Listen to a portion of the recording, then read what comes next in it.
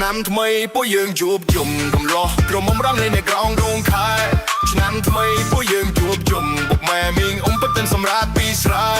រាំលេងប្រពៃណីខ្មែរ